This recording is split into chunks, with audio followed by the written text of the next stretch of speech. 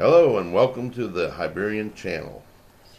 I would first like to pay homage to my grandparents, parents, and all other relatives, but especially my grandfather and granddad, from whose shoulders I now stand upon, from whose toil with earth and things mechanical, from whose brow beaded with sweat and backs aching from the day's labor, through all their endeavors helped made and shape the modern world of which we inherited.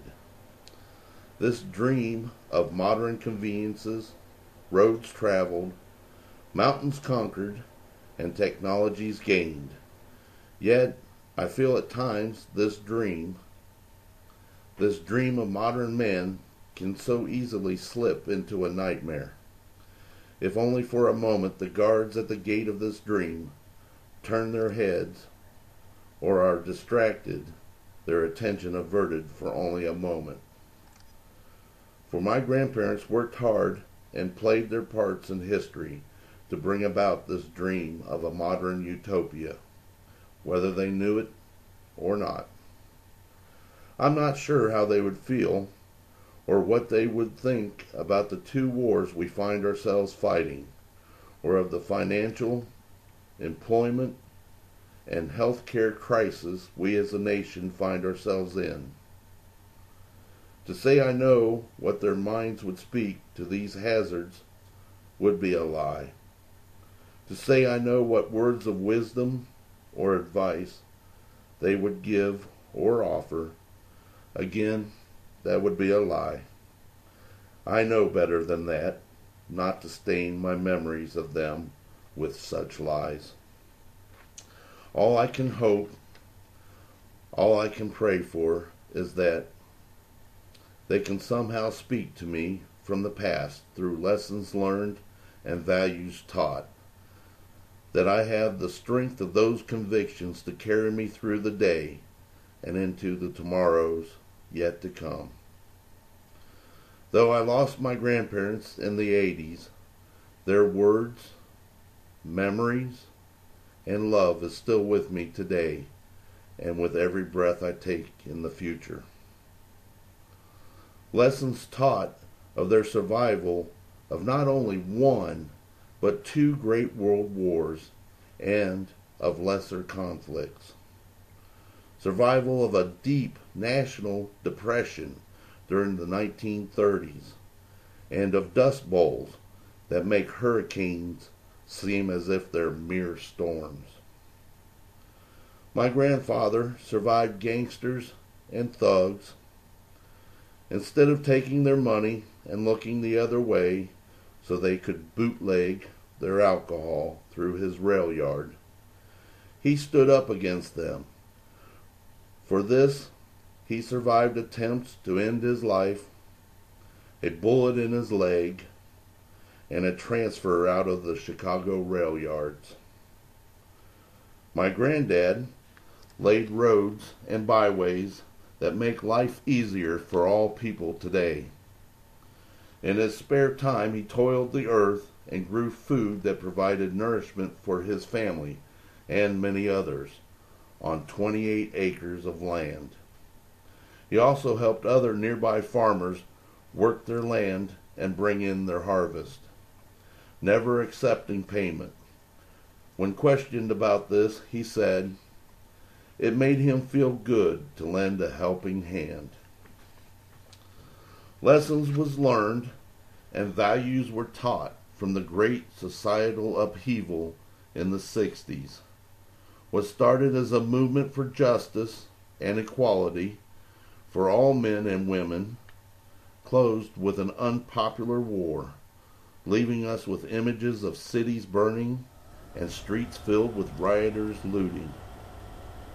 A time when it may have seemed that the very fabric of this nation was ripping apart, destroying ourselves because of debts unpaid and previous generations not heeding the words of our Declaration of Independence. Those wise and beautiful words handed down to us from our collective forefathers. We hold these truths to be self-evident, that all men are created equal, that they are endowed by their Creator with certain unalienable rights, that among these are life, liberty, and the pursuit of happiness, that to secure these rights, governments are instituted among men, deriving their just powers from the consent of the governed, that whenever any form of government becomes destructive of these ends, it is the right of the people to alter or abolish it, and to institute new government. So yet again in our history, we found brother was pitted against brother, Democrat versus Republican, black versus white, right versus might, and in the process, we lost a few good leaders. All through this time, living with the threat of nuclear annihilation always looming in the background. Yes, my grandparents survived all these things and more, as I suspect most of yours did too. They raised families as best as they could, and they passed on knowledge, wisdoms, and values that was passed on down to them from their forefathers and mothers. So the world has ever been thus, one generation beholden to the next, and only with the passage of time can we see this cycle carry on and truly appreciate the sacrifices made on our behalfs by the previous generations. None of us know what promises or perils the next day brings. All we can do is shape today the best we can, and hope and pray the next day will be better. Pass on the knowledge, wisdom, and values you hold dear to the next generation. Teach them to respect themselves, others, and the planet that we all share. Put faith and mindfulness into these actions, and in doing so, be secure in the knowledge that you have done your best. This is the wisdom and the value set that I come from. I continually seek knowledge and experiences to add to the foundations laid by my grandparents and my parents. So I give thanks to them for passing on this dream of life, liberty, and the pursuit of happiness to my sister, brothers, and I. Thank you. Now, with that said, I start a new journey down the path that I am not too familiar with, and I have no idea where it leads. But know this, I invite all responses, comments, and critiques. I will never censor anyone. I will try my hardest not to take any or all disagreements personal, thus turning the debate into a name-calling debacle. I will try to respond to each and every one of you with the respect and dignity you deserve. My opinions are my own, and it would serve you well if you have different opinions to back them up with solid facts and not hearsay.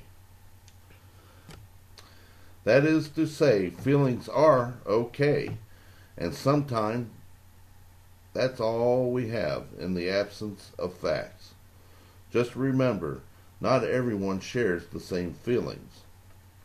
I am the Hibernian, and let the debate begin. Blessed be, live long and prosper, so mote it be.